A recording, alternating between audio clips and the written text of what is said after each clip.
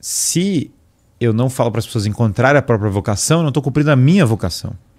Eu não estou cumprindo o meu papel da filosofia. Se eu chegar e só falar palavras bonitas, eu não estou ajudando você a encontrar o seu propósito. E o Brasil está longe do propósito dele. Porque a gente está se afastando desse propósito. Essa vocação nacional, ela demanda pessoas que têm uma alma entregue no sentido de dever. Porque, cara, senão é isolamento. Não tem muita saída, sabe? Não seguir a vocação é cair na tristeza de Caim. É a solidão. Caralho. Pesada essa daí. Não seguir a vocação é cair na tristeza de Caim. É você cair na solidão. Você está só. Ô Guilherme, você acredita naquela vocação da Rússia lá, da profecia lá de Fátima, que a Rússia, por não ter sido consagrada, ela virou um caos pro mundo e tal? Olha, deu muito Seria uma vocação da Rússia? Foi uma vocação. Sabe que fala uma coisa interessante. O milagre de Fátima, né, que é o maior milagre testemunhado do século XX. 50 mil pessoas, né? É um negócio absurdo. Em Portugal, minúsculo. 1917. Um jornal comunista falando o sol dançou. Porque assim, uma coisa é o sol dançar. Tinham dois sóis, né? Outra coisa é 3 pastorzinhos analfabetos falaram: o sol vai dançar tal horário, 50 mil pessoas irem lá testemunhar, chegarem lá no dia, olharem para o céu e falar: cara, o sol está dançando agora nesse horário. Então, assim, isso é um outro patamar de... Tinha muito jornalista, né? Foi documentado. E a aparição fala dos segredos em ordem. Em primeiro lugar, a guerra vai vir pior do que essa que está acontecendo. Isso é 1917. Todo mundo está falando que foi a guerra para acabar com todas as guerras. Vai vir uma pior. Segundo, a Rússia vai espalhar seus erros pelo mundo. E o terceiro segredo envolve a fragmentação da Europa e da fé em geral, a perda da fé, a crise geral de fé, né?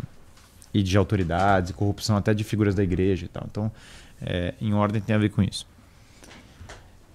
Essa consagração da Rússia, ela foi infinitamente atrasada. A um ponto de que, na verdade, já está rolando, em grande parte, os acontecimentos, talvez, do terceiro segredo, quando os do segundo... Sim. As pessoas começaram a olhar o segundo nos acontecimentos do terceiro. A Rússia, ela tinha a Rússia ela é uma herdeira do Império Bizantino. Sim. Ela fala que ela é a terceira Roma, mas o problema dela ser a terceira Roma é que ela uniu a igreja ao Estado de uma maneira, de uma simbiose, né? Que já não tem mais sequer a conexão com o antigo Império Bizantino, porque já é a igreja depois do fim do Império Bizantino, então é a igreja nacional.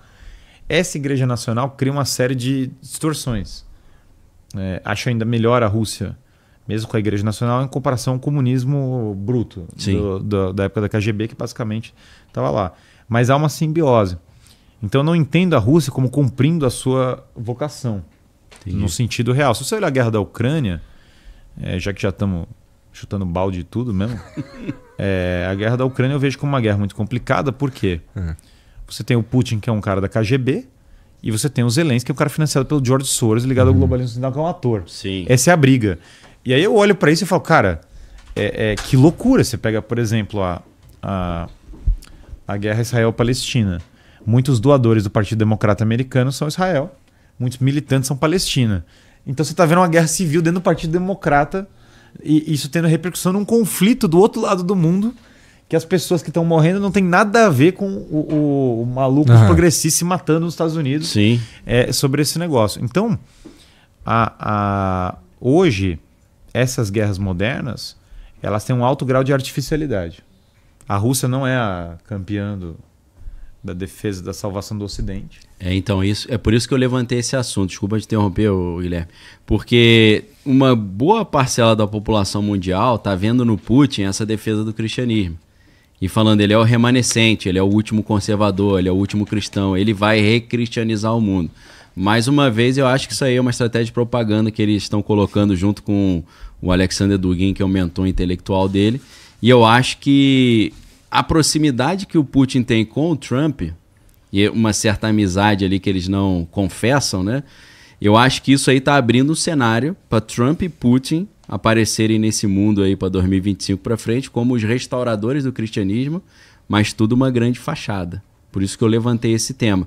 Quando a KGB virou à direita, você vê que o bicho tá pesado. Que o mundo não é para principiantes, mal. Então, como é que você inverte o negócio? Primeiro a gente mata quanto você virou de esquerda também para a KGB ser o grande paradigma da direita. Cara, exatamente. Diz menos sobre a KGB do que diz sobre nós, entendeu? Sim. Aí eu olho um cenário desse e eu falo, cara, é um cenário meio escatológico. Porque esses caras estão se colocando como falsos messias. O partido mais à direita do Brasil é o PCO, né?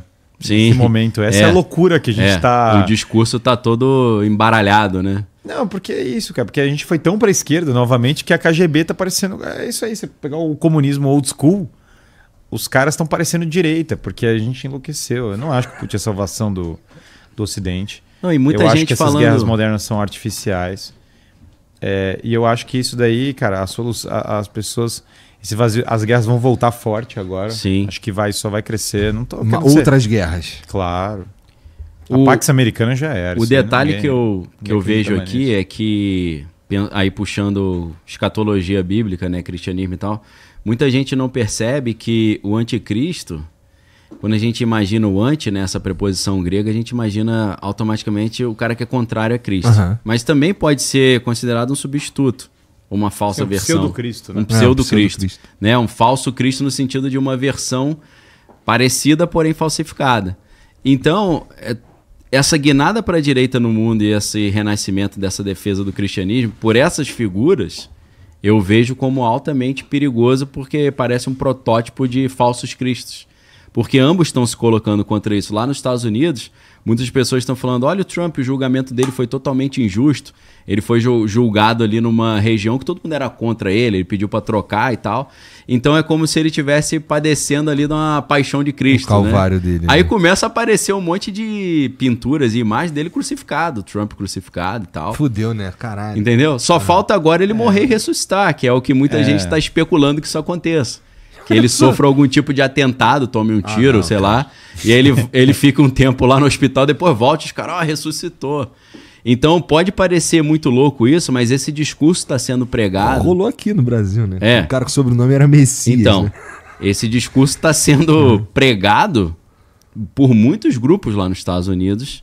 E, por outro lado, não só nos Estados Unidos, mas na Europa, muita gente está vendo o Putin como esse cara também, que está lutando contra os globalistas, está tentando proteger a Rússia da influência dessa agenda globalista e vai ser o restaurador do cristianismo.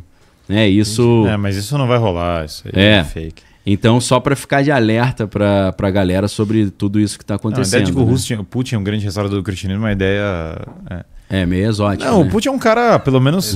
Exótico. Ele é um cara, pelo menos, pulso firme, assim, no sentido que o cara ajudou, o cara é porrada. Testosterona. Testosterona é alto, que sinceramente... Sim. Você fala, cara, como era bom no Ocidente ter uns líderes que fosse como o Putin. A única...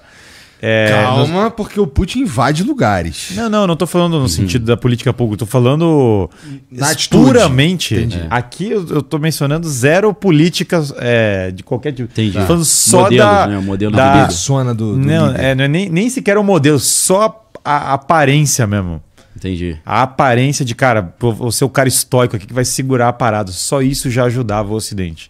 Porque o que tem de fraqueza comunicado pelos líderes do Ocidente, que só atrai agressividade, não está escrito.